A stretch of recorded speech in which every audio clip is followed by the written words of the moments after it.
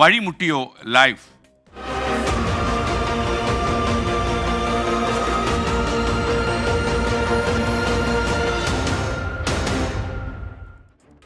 സംസ്ഥാനത്ത് ലൈഫ് മിഷനിൽ വീട് ലഭിച്ചവരുടെ ദുരിതം തീരുന്നില്ലെന്ന് നമ്മുടെ ബ്യൂറോ പറയുന്നു. ഓരോ ഗഡുവിനും മാസങ്ങൾ നീണ്ട കാത്തിരിപ്പിലാണ് ഉപഭോക്താക്കൾ. ചെങ്കലിലും മണലിലുമൊക്കെ വില വർദ്ധിച്ചത് വീട് നിർമ്മാണത്തെ തെല്ലൊന്നുമല്ല ബാധിച്ചത്. വടക്കൻ കേരളത്തിലെ ജനങ്ങളുടെ അവസ്ഥ ഇതാണ്.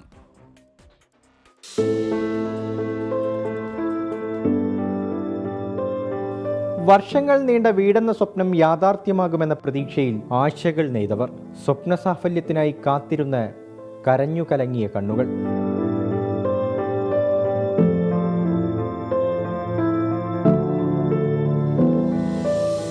അൻപത്തിയഞ്ച് വർഷം പഴക്കമുള്ള വീട് തകർന്ന് വീഴാറായി.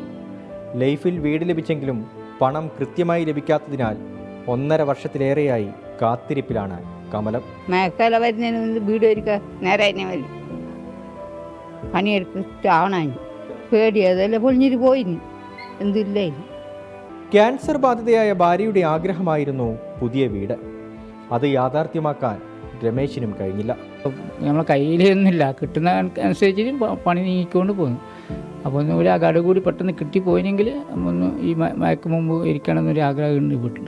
ഇപ്പോൾ ആ വീട്ടിൽ എപ്പോഴും ഇരിക്കാനൊരു ഇതില്ല. വർഷങ്ങളായി വാടക വീട്ടിലാണ് യമുനയുടെ താമസം. ഭർത്താവ് മരിച്ചു.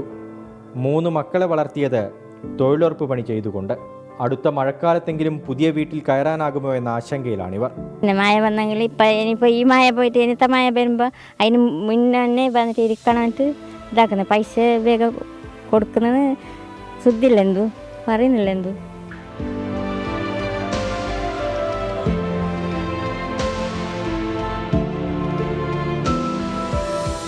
മലപ്പുറം ജില്ലയിലെ പള്ളിക്കൽ പഞ്ചായത്തിലുള്ള സുലേഖയ്ക്കും ഇതുതന്നെയാണ് സ്ഥിതി. ലൈഫിൽ വീട് ലഭിച്ചെങ്കിലും പണി മുന്നോട്ടു പോകാൻ സുഹൃത്തുക്കൾ കൂടി സഹായിക്കേണ്ടി വന്നു. 2 വർഷമായി വാടക നിൽക്കണം. അങ്ങോട്ട് ഒരു ബുദ്ധിമില്ല മുന്നോട്ട് പോകാൻ. കിട്ടുന്നിടത്തോളം കടം വാങ്ങി ഒക്കെ അവിടെ വരെ എത്തി.